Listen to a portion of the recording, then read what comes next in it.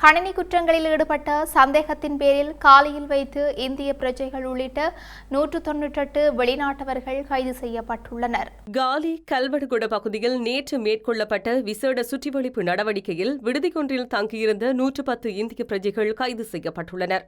சந்தேக நபர்கள் 19 முதல் 35 வயதுக்கு இடைப்பட்டவர்கள் என தெரிவிக்கப்படுகின்றது. அவர்களிடமிருந்து 58 கணனிகள், 79 கையடக்க தொலைபேசிகள் கைப்பற்றப்பட்டுள்ளன.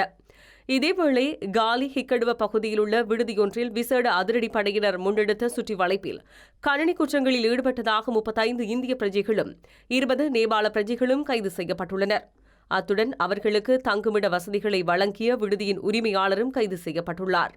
20 முதல் 48 வயதுக்கு இடைப்பட்ட சந்தேக நபர்களே இவ்வாறு கைது செய்யப்பட்டுள்ளனர்.